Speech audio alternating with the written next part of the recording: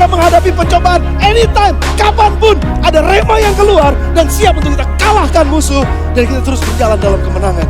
Jangan simpan pedang saudara, jangan simpan terang saudara, tapi jalanlah, hiduplah dengan terang dan pedang yang ada di tangan saudara. Dan itu adalah the living word.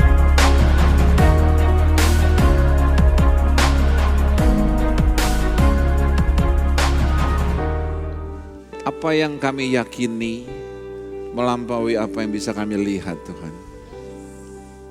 Melampaui apa yang kami bisa dengar dan melampaui indera yang bisa kami terima Tuhan. Kami yakin sungguh Engkau hadir di tempat ini Tuhan. Dan di mana ada hadirat-Mu, di situ ada damai sejahtera.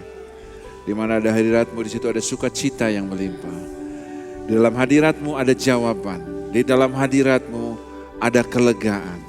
Di dalam hadirat-Mu ada kesembuhan Tuhan.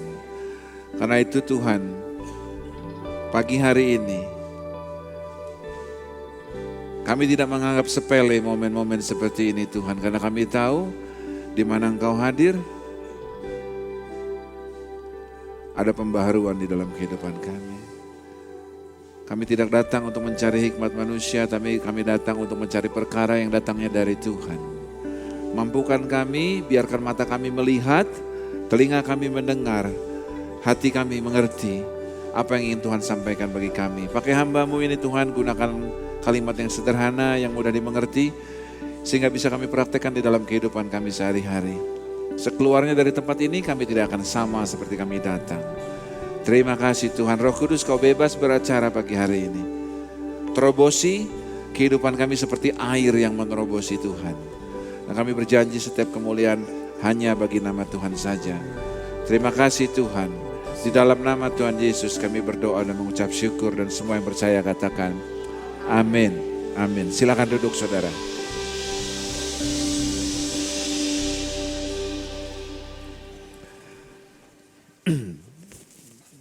Seperti sudah disampaikan tadi, nama saya Joni Herjawan. Saya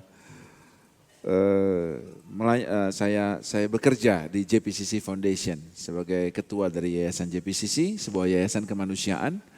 Kami membawa kekristenan sebagai sebuah gaya hidup, bukan kekristenan sebagai sebuah agama. Jadi yayasannya sendiri misinya sekuler, tapi kami membawa nilai-nilai kekristenan yang tertanam di dalam gereja JPCC.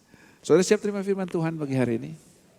Apa yang Tuhan taruh di hati saya untuk saya sampaikan untuk saudara, saya kasih judul Our Blind Spot. Blind spotnya kita. Suatu hari waktu saya sedang dalam perjalanan, saudara. Saya sedang dalam perjalanan di dalam pesawat. Di dalam pesawat itu saya nonton sebuah film. Film ini, judul filmnya adalah The Big Short. Mungkin dari saudara beberapa udah pernah nonton film ini. Boleh dong nonton bioskop di sini. Jadi di dalam film Big Short ini waktu itu saya lagi nonton. Baru mulai nonton, film ini dibuka dengan sebuah quotes. Nah quotes yang dikatakan quotes-nya itu dikatakan oleh Mark Twain.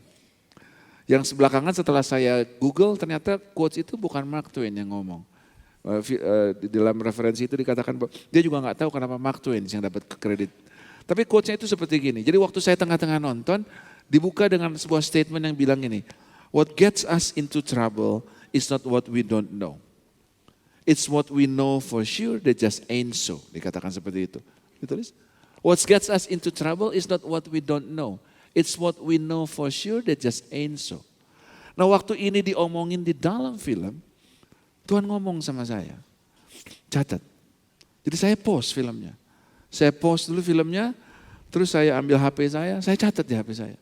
Saya catat untuk kemudian saya pikirkan nanti setelah selesai film. Jadi saya takut lupa, jadi saya catat. Jadi bukan apa yang kita tidak tahu yang mendatangkan persoalan di dalam hidup kita. Tetapi apa yang kita yakini betul, yang ternyata tidak demikian sesungguhnya. Itu yang menjadikan persoalan di dalam hidup kita. Saudara, saya yakin saudara, setiap kita yang hidup di sini pasti punya persoalan, betul? Siapa yang punya persoalan di tempat ini? Oke? Nah buat saudara yang punya persoalan, coba saudara renungkan persoalan saudara. Saudara akan dapati bahwa pernyataan ini benar. Persoalanmu terjadi bukan karena apa yang kamu nggak tahu. Tetapi karena apa yang kamu pikir begitu ternyata enggak. Yang kita rasanya kita tahu ternyata enggak. Itulah letak persoalannya kita. Jadi bukan ketidaktahuan kita yang mendatangkan persoalan. Tetapi apa yang kita yakini betul yang ternyata tidak demikian sesungguhnya. Itu yang jadi persoalan, yang menjadikan problema di dalam kehidupan kita. Nah, saya mau bawa gini, ada hal yang kita tahu kalau kita tahu. Kita tahu kalau yang ini kita tahu. Soal ini saya tahu. Kita merasa di area ini kita punya kemahiran, kita punya pengetahuan, kita punya kemampuan di tempat ini. Kita tahu kalau kita tahu. Nah, area ini saya sebut sebagai sweet spotnya kita. Apa namanya? Sweet spotnya kita. Jadi kayak orang main tenis, raket tenis tuh ada tengahnya, itu namanya sweet spot. Kalau kita pukul bolanya pas di sweet spotnya, pukulan kita akan jadi bagus. Jadi area di mana kita tahu kalau kita tahu, itu namanya sweet spot. Lalu ada area di mana kita tahu kalau kita nggak tahu. Yang ini gua nggak tahu. Misalkan ada kita baca tentang ini, wah kalau soal ini nih, yang gini-gini nih saya nggak tahu nih. Nah, di area yang kita tahu, kalau kita nggak tahu, makanya kita cari tahu, kita mau belajar. Area di mana kita tahu kalau kita tidak tahu. Ini saya sebut sebagai area blank spotnya kita. Buat saudara yang suka pakai HP, saudara tahu. Ini blank spot nih, ada di blank spot. Kita tahu kalau kita nggak tahu. Jadi yang kita tahu kalau kita tahu namanya sweet spot. Yang kita tahu kalau kita nggak tahu namanya blank spot. Nah, ini ada area lain. Kita nggak tahu kalau kita tahu. Kita ini nggak tahu kalau kita tahu sebetulnya, tapi kita nggak tahu. Kenapa nggak tahu? Ya gue nggak tahu kalau gue tahu. Saudara mengerti apa yang saya maksud? Kita nggak tahu. Kayak saudara ke supermarket, beli barang, dibawa pulang, ternyata sampai rumah, lah ternyata ada. Kita nggak tahu kalau kita punya, gitu loh. Kita nggak tahu kalau kita tahu. Dan ini yang paling parah. Kita nggak tahu kalau kita nggak tahu. Di luar sana banyak orang ini saudara.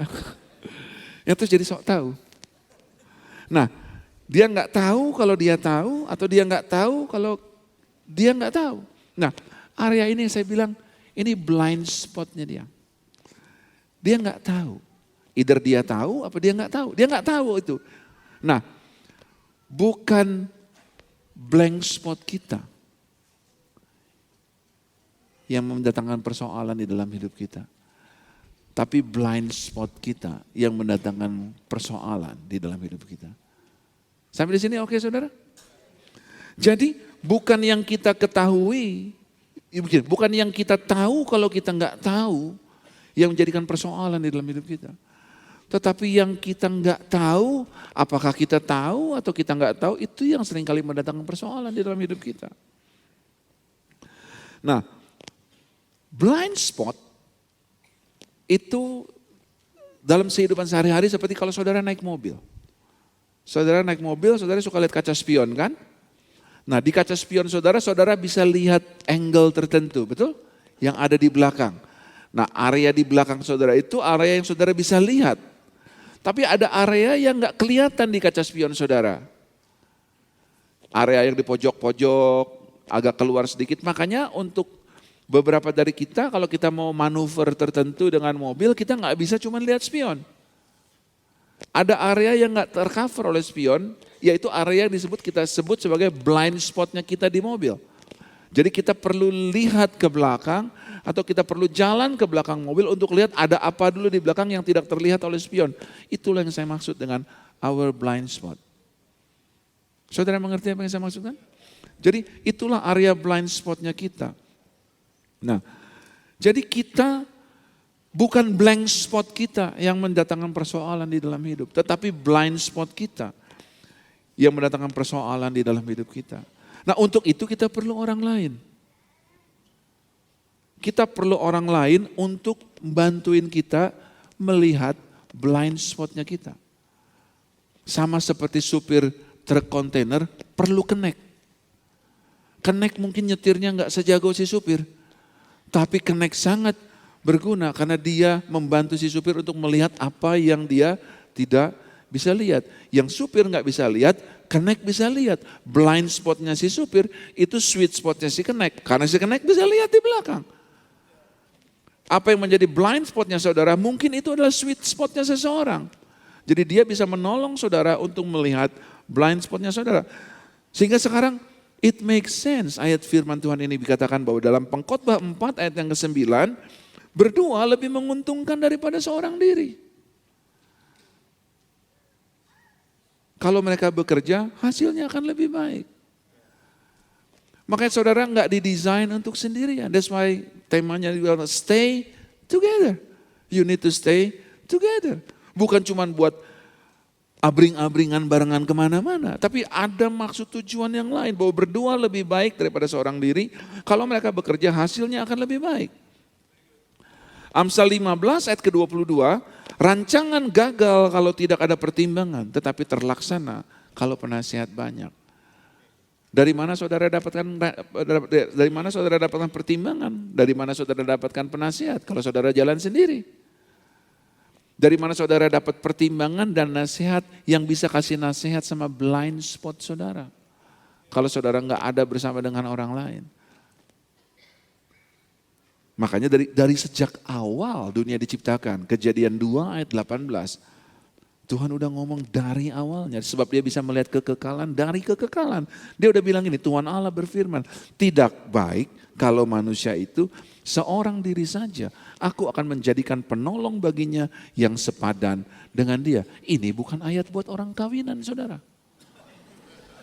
Ini ayat untuk kita hidup sehari-hari. Tidak baik kalau manusia seorang diri saja. Katakan sama sebelahmu, gak baik lu sendiri aja. Siapa yang ngeliatin blind spot?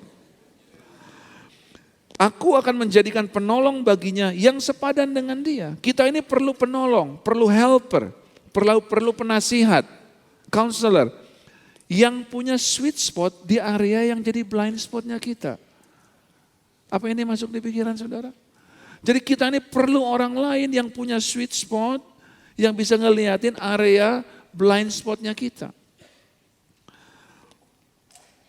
Nah penolong cuman punya sweet spot saja nggak cukup. Tapi harus penolong yang sepadan.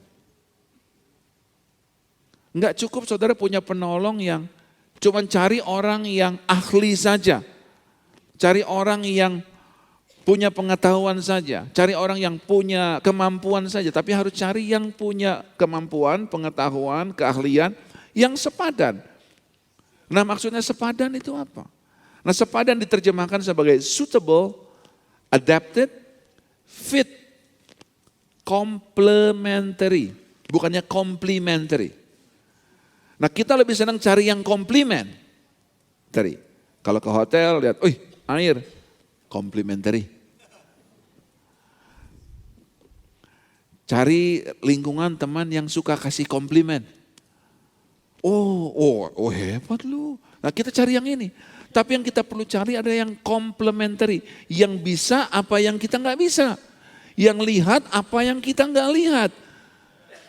Belum tentu enak didengar di telinga. Tetapi dia yang complementary. Jangan cari cuman yang complementary. Oke? Jadi terminologinya gini kalau nggak. Saya sering travel saudara. Saya sering pergi ke daerah. Saya kalau pergi, contohnya saya terbang ke, nah kalian kan lagi ada misi mau ke Pulau Buru, pasti terbangnya ke Ambon kan? Nah kalian terbang Jakarta Ambon, di dalam pesawat kalian nggak sendiri. Ada orang yang seiring sama nanti timnya dari HBLM tadi. Ada orang yang seiring dengan kalian di pesawat itu, bisa ada 150, 200 orang bersama-sama di dalam pesawat, betul? Seiring, tapi belum tentu mereka satu tujuan sama saudara. Saudara datang untuk suatu misi ke Pulau Buru. Ada yang duduk di dalam pesawat dengan tujuan dia mau dagang ke Maluku. Ada yang datang dia mau pulang menengok saudaranya. Ada yang di dalam pesawat mau pulang ke sana habis bertugas di Jakarta. Jadi ada yang mau pulang, ada yang mau pergi, ada yang mau dagang, ada yang urusan politik, ada yang urusan segala macam. Dan saudara pergi untuk tujuan suatu misi. Seiring tapi nggak setujuan. Nah, kalau saudara seiring nggak setujuan, tanpa tujuan yang sama, orang yang punya sweet spot bisa menggerogoti blind spot saudara. Jadi jangan cuma cari penolong yang ahli. Carilah penolong yang punya sweet spot dan yang sepadan. Maksudnya sepadan adalah yang punya sweet spot dan seiring setujuan sama saudara. Karena kalau enggak punya goal yang sama, keahliannya, kelebihannya bisa digunakan untuk menggerogoti kekurangan saudara. Halo? Nah, ada sebuah cerita yang saya ingin sampaikan sama saudara buat contoh kita pagi hari ini. Cerita dari seseorang yang sangat terkenal di dalam Alkitab. Di dalam namanya kadang-kadang kita sebut, di dalam namanya sering kita sebut di dalam doa-doa kita. Allah Abraham, Allah Ishak, Allah Yakub. Nah, ini orang yang kedua, namanya Ishak. Cerita tentang Ishak. Namanya Om Ishak. Kejadian 27 ayat yang pertama sampai yang keempat. Ketika Ishak sudah tua dan matanya telah kabur. Buta maksudnya, bukan kabur, pergi. Ya, karena mata nggak bisa kabur sendiri. Bahasa Indonesia ini kadang-kadang saya bingung kalau bacanya. Mata kabur, ya. Kayak anjing kabur gitu.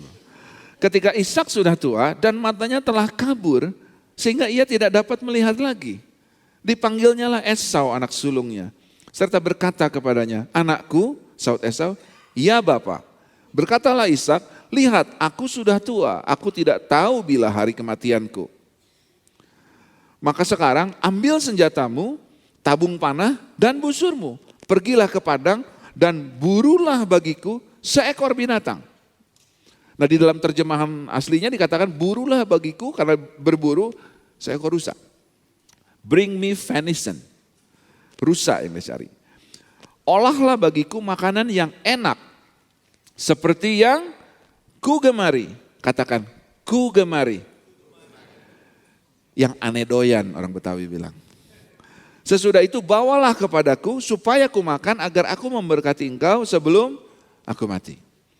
Nah, jadi Ishak sudah tua, matanya apa? Kabur, matanya buta. Jadi matanya Ishak itu blank spotnya dia. Dia tahu dia buta, betul? Dia tahu kalau dia buta.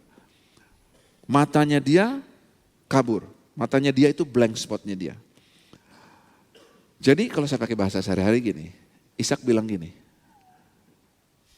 Esau, ya Papa, kau pergi berburu. Papa enggak tahu kapan Papa mati, dia bilang. Kayaknya udah enggak lama-lama lagi. Orang Amun bilang, seng terlalu jauh lah ya. Pergi, burulah bagiku seekor rusa. Terus masak seperti makanan yang Papa suka. Habis itu nanti Papa makan, nanti Papa berkati kamu. Itu statementnya. Si tante dengar. Tante Rebecca namanya. Ribka kan? It's Rebecca. Tante Rebecca dengar. Si Esau disuruh. Rebecca bisa lihat, betul? Ishak blank spot. Buta. Rebecca mata masih jadi sweet spotnya dia. Karena dia bisa lihat semua. Dan dia dengar. Kok Esau? Karena memang firman Tuhan katakan, Ishak sayang sama Esau. Tapi Tante Rebecca kasih kepada Yakub. Tante Rebecca bilang, ayat Kejadian 27 ayat 9.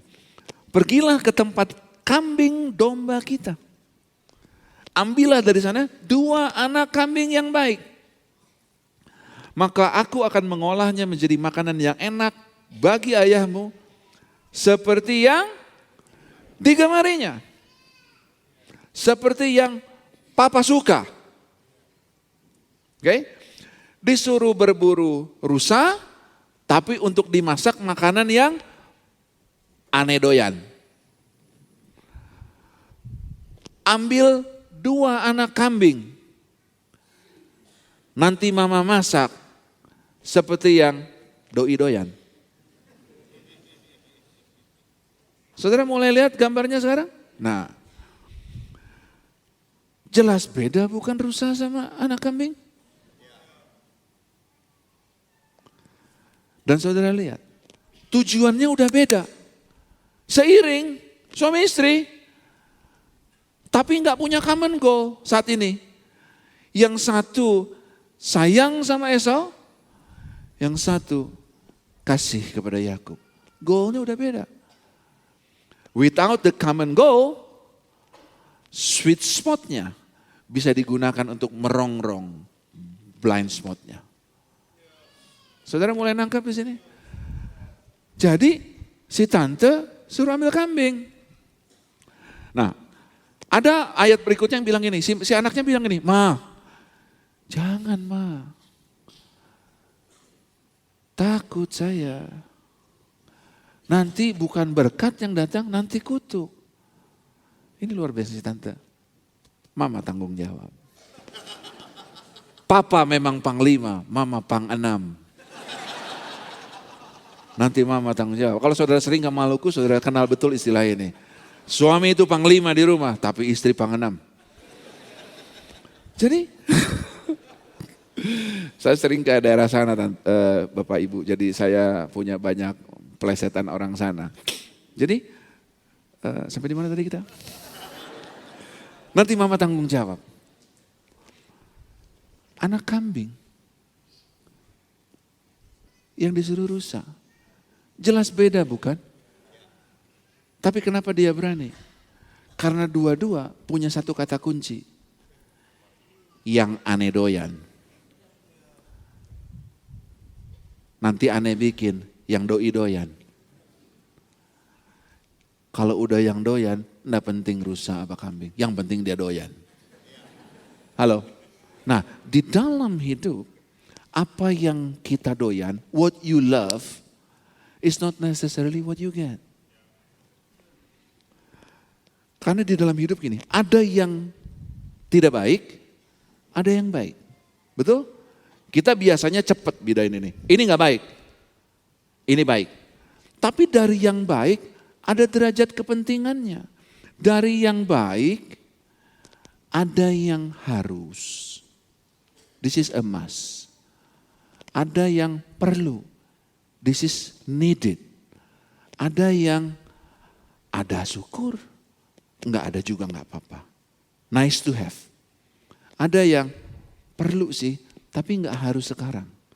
3 bulan lagi juga masih bisa. Toh yang ini masih ada, masih bagus, masih bisa dipakai.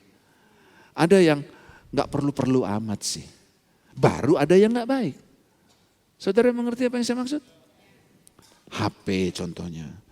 Kalau yang dipakai cuma angka 0 sampai 9 doang yang dipencet sama yes sama no. HP-mu yang udah kamu tinggalin di lemari yang sekarang juga masih bisa. Jadi waktu cuman beli gara-gara ada yang nomor serinya lebih tinggi. Dari 7 jadi 8, 8 jadi 10, nanti ada 11, ada 12 gitu kan. Nah, apakah ini harus? Apakah ini perlu? Apakah ini nice to have? Apakah ini bisa nunggu? Apakah ini gak terlalu perlu? Tapi semua ini amblas dengan satu kata. Aku pengen. Halo? Aku pengen. Ma, aku mau es krim dong. Jangan nak, kamu kan batuk lagi. Nanti deh. Enak memang es krim, tapi kamu lagi batuk. Nanti deh kamu udah sembuh, mama beliin es krim. Mama beliin es krim seterombong. Anaknya bilang apa? Aku pengen. Ya udah memang kalau nggak boleh es krim, aku beliin aja kerupuk. Kerupuk juga nggak boleh. Tapi aku pengen. Halo. Cari rusa, masak seperti yang aku pengen. Istrinya bilang, ambil kambing. nanti saya masak seperti yang dia pengen. Saudara melihat sesuatu pagi hari ini? Deciding just based on what you love will likely be unjust. Memutuskan segala sesuatu cuman dasarnya apa yang kita pengen, seringkali keputusan kita salah. Jangan putuskan segala sesuatu karena kamu pengen. Kalau kamu pengen pas dapat, haleluya. Teman saya bilang, syukur alhamdulillah. Pas mau, pas dapat. Oke. Tapi jangan memutuskan segala sesuatu berdasarkan cuma apa yang aku ingin. Apakah ini harus, apakah ini perlu, apakah ini bisa tunggu, apakah ini ada boleh, nggak ada juga apa-apa, apakah ini nggak terlalu perlu sebetulnya, atau itu nggak baik. Yang ini, tapi kan ini baik semua. Betul, Paulus juga bilang, memang semua boleh, tapi tidak semua berguna. Singkat cerita, udah. Anaknya disuruh lakukan itu. Sekarang ayat berikutnya, ayat 15. Kemudian Ribka mengambil pakaian yang indah kepunyaan Esau, anak sulungnya, pakaian yang disimpannya di rumah lalu disuruhnya dikenakan oleh Yakub, anak bungsunya. Dan kulit anak kambing itu dipalutkannya pada kedua tangan Yakub dan pada lehernya yang licin itu. Lalu ia memberikan makanan yang enak dan roti yang telah diolahnya itu kepada Yakub anaknya. Demikianlah Yakub masuk ke tempat ayahnya serta berkata, Bapa, sahut ayahnya, ya anakku, siapakah engkau? Saudara kalau dibaca deh, dibayangkan saudara di sana. Ini cerita yang sangat lucu banget. Ishak anaknya berapa? 2. Kira-kira Ishak tahu nggak siapa? Tahu dong, dia bapaknya Esau dan Yakub. Bapak, ya anakku, berarti dia tahu ini anaknya kan? Siapakah engkau? Gimana sih lu nulis cerita? Betul nggak?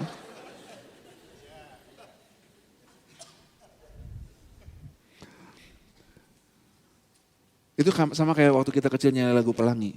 Pelukismu Agung. Jadi yang ngelukis siapa? Agung.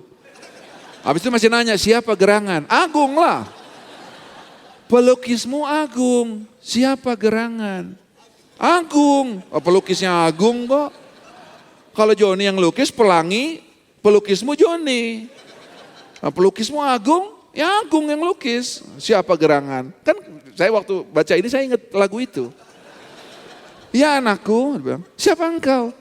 Anak, ditanya siapa? Anak lu kan cuma 2. Sebetulnya ini Ishak lagi bingung saudara. Karena di dalam budaya waktu itu, anak datang kalau dipanggil sama papa. Enggak kayak zaman sekarang, anak bisa datang sama papa. Pa, di mana? Isiin dulu Gojek.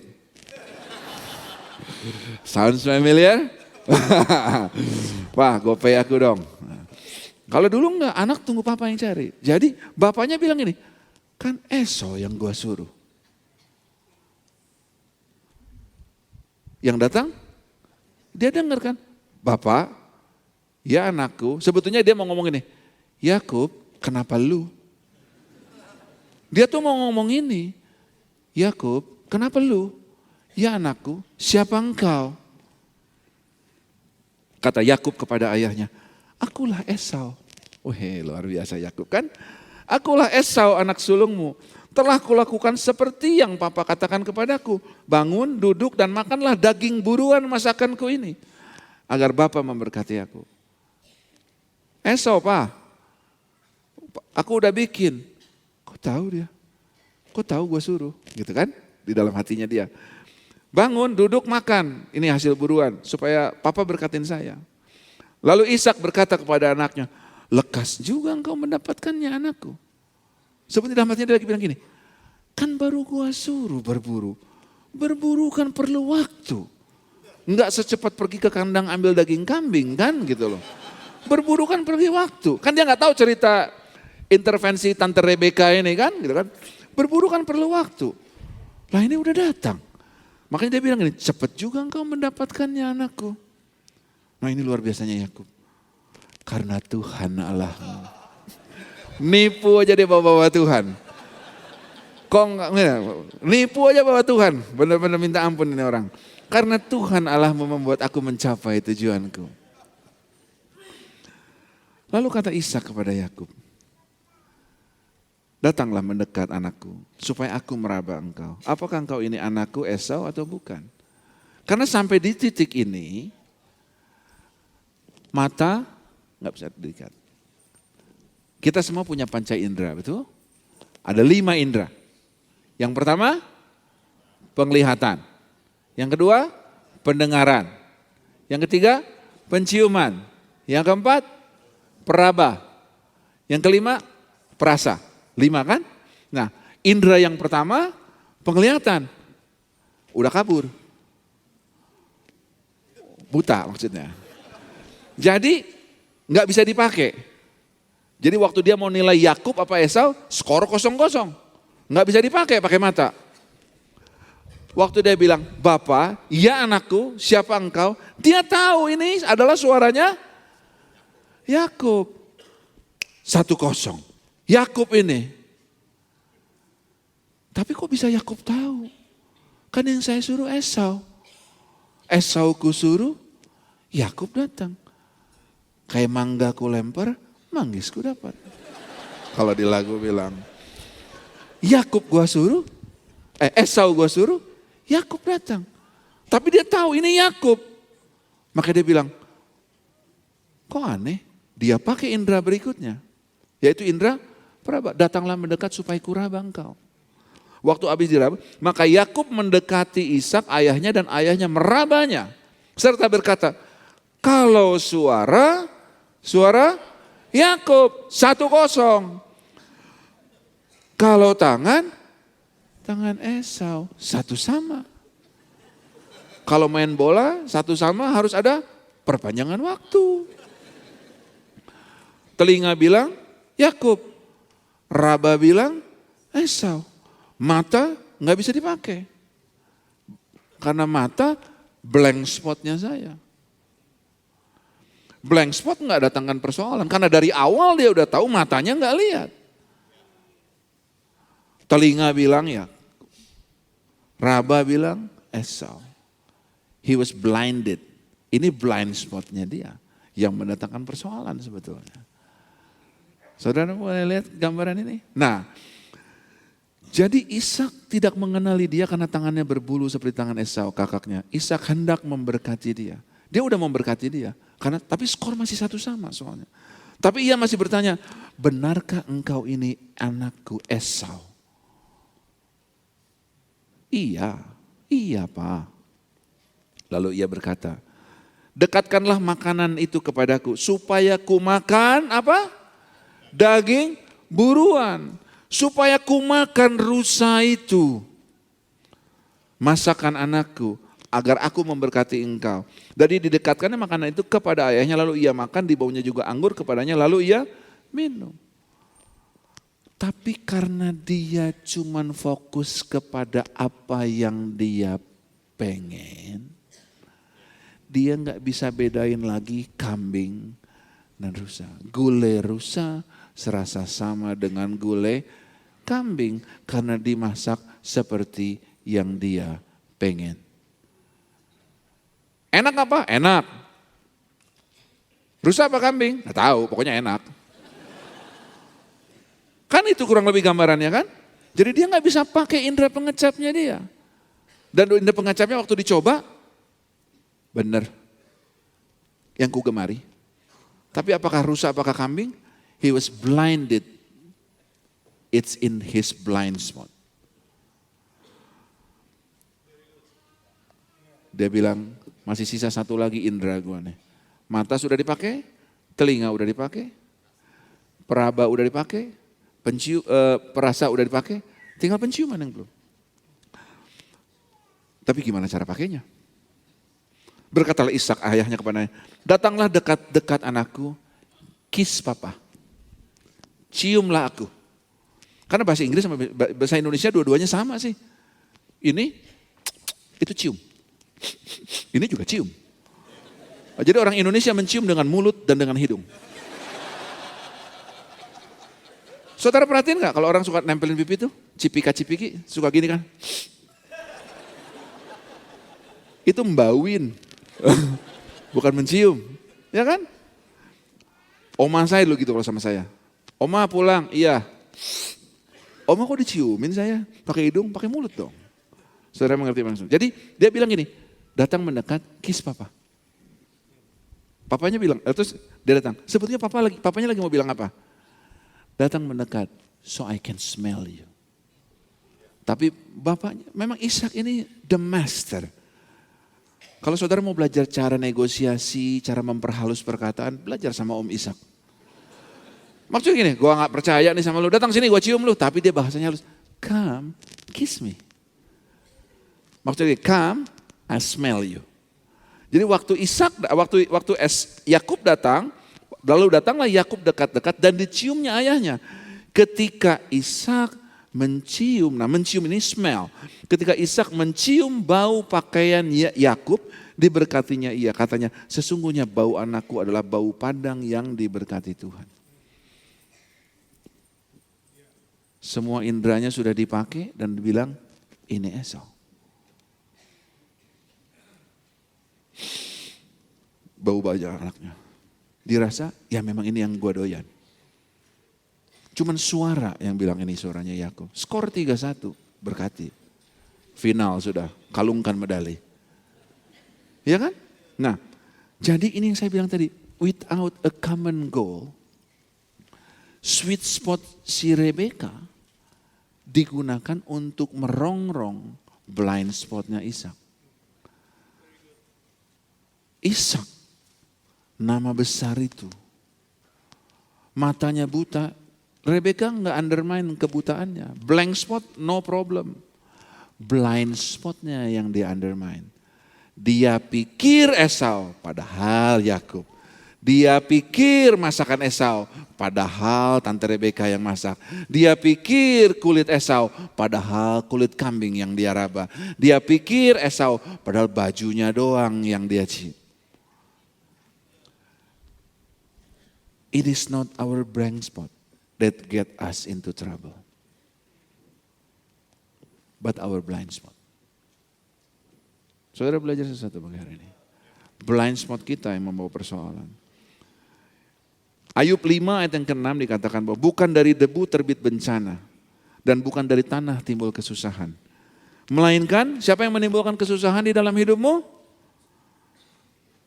Manusia. Kamu sendiri yang menimbulkan kesusahan bagi dirimu sendiri. Seperti bunga api bergejolak tinggi. Jadi tadi yang waktu saya tanya siapa punya persoalan di dalam hidupmu?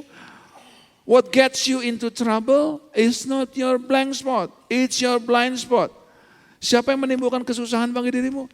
Manusia sendiri menimbulkan kesusahan bagi dirinya sendiri. Seperti bunga api yang bergejolak tinggi. Tetapi kalaupun kita sekarang ada di dalam persoalan yang ada, percayalah bahwa persoalan yang kita alami, yang tadi kita udah pelajari, most likely itu dijadikan karena blind spot yang ada di dalam hidup kita. Pencobaan yang kamu alami adalah pencobaan biasa. Sebab Tuhan setia, Ia tidak akan membiarkan kamu dicobai melampaui kekuatanmu. Pada waktu kamu dicobai, Ia akan memberikan kepadamu jalan keluar sehingga kamu bisa menanggungnya. Percayalah bahwa Tuhan itu setia. Jadi kalau saudara punya persoalan, lalu saudara takut. Halo? Kalau saudara punya persoalan, lalu saudara jadi takut. Takut itu wajar. Jadi jangan saudara merasa saudara kurang rohani karena saudara takut kalau saudara punya persoalan. Ada yang punya persoalan di sini tadi kan? Ada? Nah, berapa yang punya persoalan dan pernah merasa takut atas persoalannya? Ketahuilah, itu sangat manusiawi. It's okay kalau saudara takut karena persoalanmu, tapi jangan kamu khawatir. Sebab Tuhan itu setia. Kita lihat contohnya, Lukas 22 ayat 44 dengan cepat. Ini Yesus nih, Om Yesus nih. Waktu mau disalib. Ia sangat takutan. Yesus saja takut.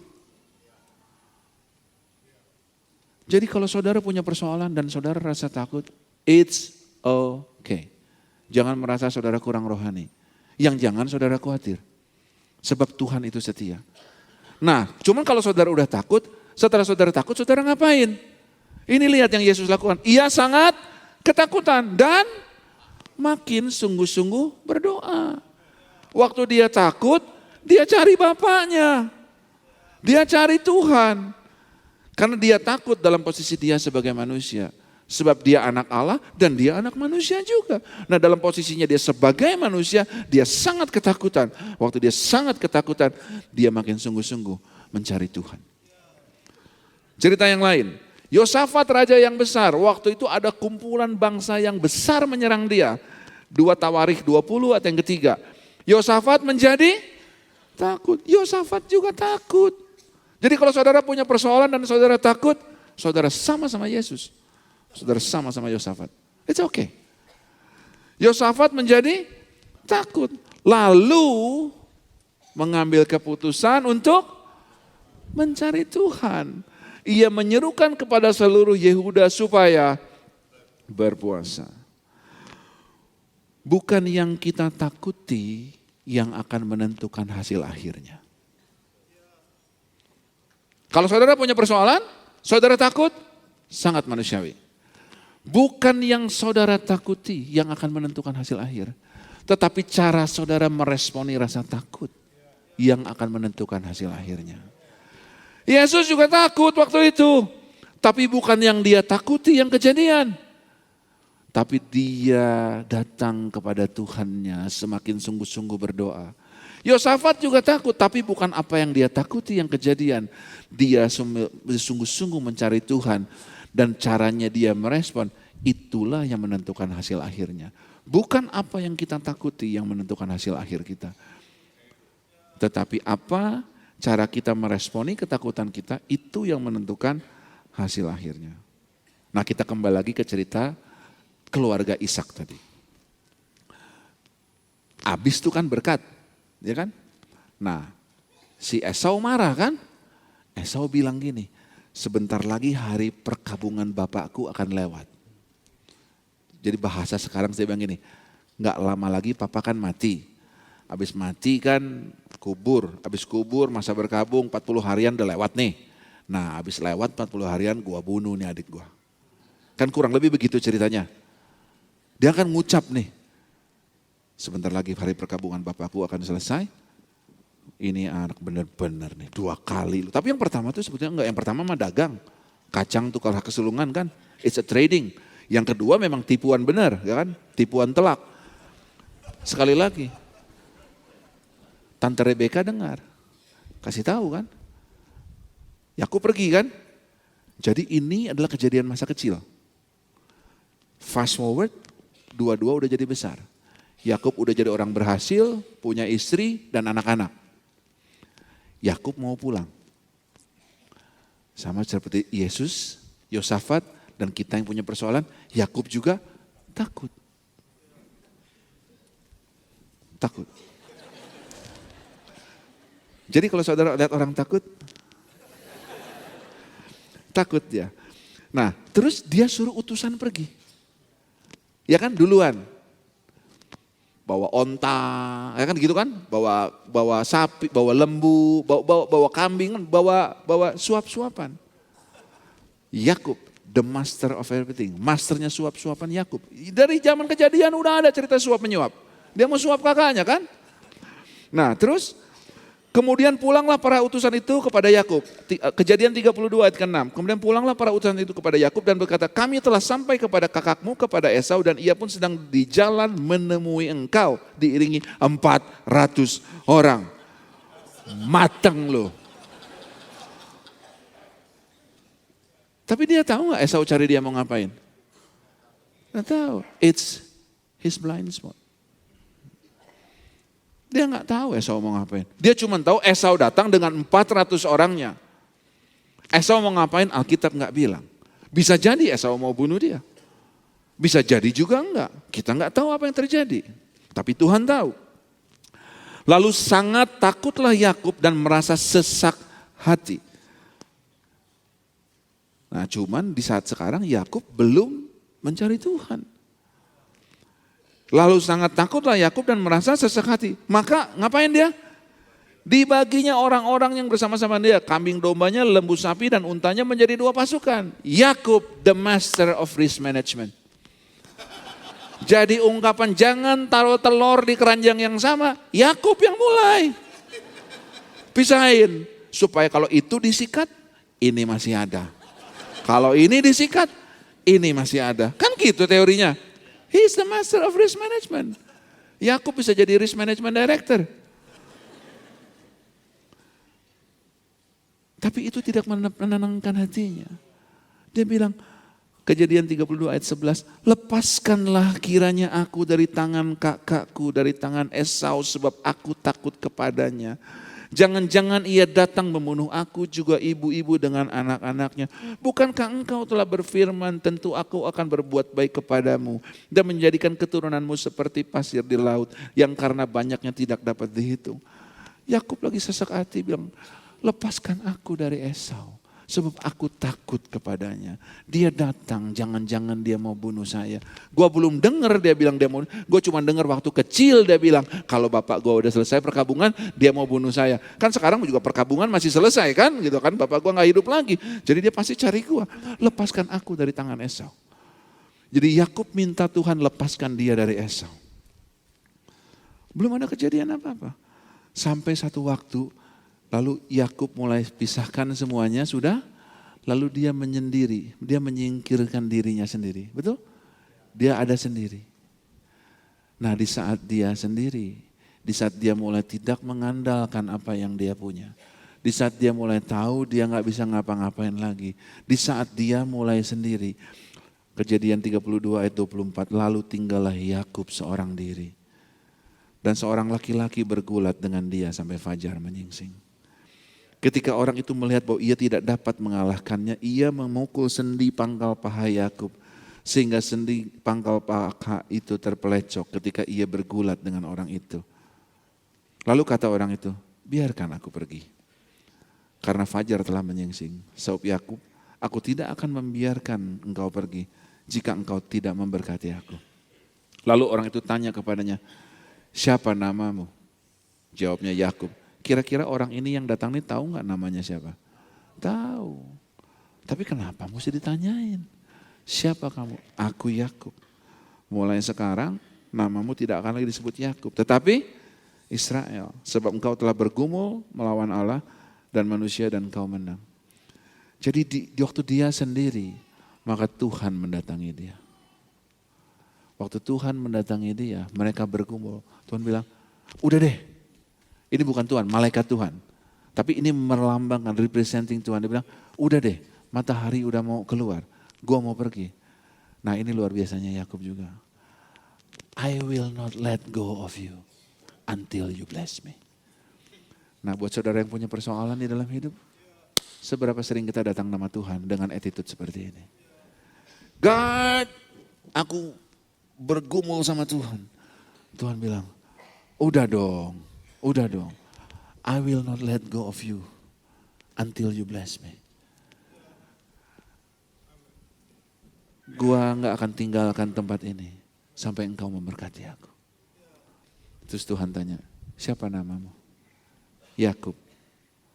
Mulai sekarang lu bukan Yakub, lu Israel. Kejadian berikutnya, ketemu sama Esau. Esau yang lari mendapatkan dia. Esau berlari mendapatkan, didekapnya dia, dipeluk lehernya dan diciumnya. Bukan Yakub yang cari Esau. Esau yang larinya. Waktu di sini, Esau udah tidak bunuh dia, betul? Esau yang berlari mendapatkan dia. Apa saja bisa terjadi, tapi saya nggak mau tahu gimana caranya terjadi, sebab itu adalah teritorinya Tuhan. Kita minta Tuhan enyahkan Esau. Tuhan jauhkan Esau daripadaku karena aku takut kepada dia. Tuhan tidak tertarik mengenyahkan Esau dari dalam hidupmu. Ingat baik-baik, Tuhan tidak tertarik mengenyahkan persoalanmu dari hidupmu. Dia tidak tertarik untuk hilangkan Esau dari hidupmu. Dia mau kamu hilangkan Yakubmu supaya Israel bisa keluar. Saya ulangi sekali lagi. Dia nggak tertarik menghilangkan persoalanmu. Tetapi dia tertarik Yakubmu mati. Yang mengandalkan kekuatannya sendiri mati. Yang mengandalkan kepandaiannya mati. Si penipu itu mati. Si orang yang banyak akalnya itu mati. Dan yang muncul adalah Israel. Waktu Yakub berubah jadi Israel, Esau didamaikan. Jadi waktu kamu berubah dari Yakub menjadi Israel, maka persoalanmu didamaikan dengan dirimu. Semua blank spot kita, semua blind spot kita, itu sweet spotnya Tuhan. Dan Tuhan, kalau dia seiring dan sejalan sama kita, makanya saudara punya ayat, jika Tuhan di pihak kita, siapa lawan kita? Karena semua blank spot dan blind spot kita ada yang ngeliatin.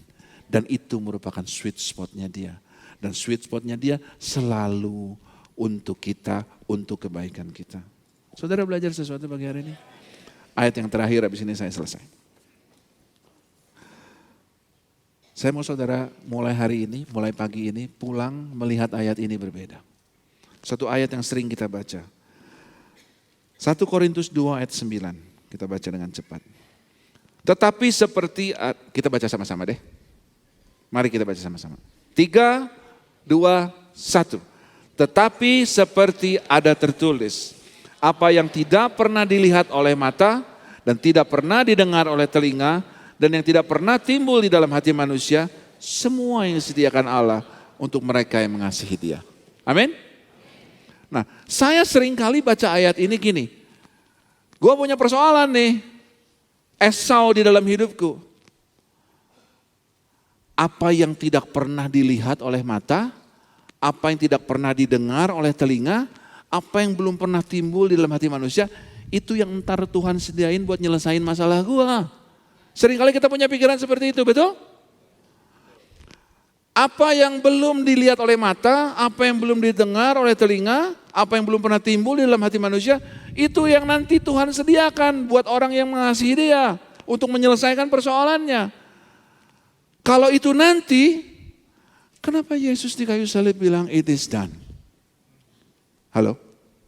Kenapa Yesus bilang sudah selesai? Jadi persoalan yang kamu hadapi sekarang, jawabannya udah ada belum? Sudah ada. Jawabannya sudah ada. Apa yang belum pernah saudara perlu baca ayat ini bukan dengan kacamata apa yang belum dilihat, apa yang belum didengar, apa yang belum ada di hati, itu yang nanti Tuhan sediakan. Bukan. Semuanya sudah Tuhan sediakan, cuman belum kelihatan, belum kedengeran, dan belum nongol di hati saudara. Tapi semuanya sudah ada. Jadi saudara perlu melihat beyond sight. Saudara perlu melihat melampaui matamu. Namanya vision. Karena with vision datang provision. Saudara perlu mendengar beyond hearing.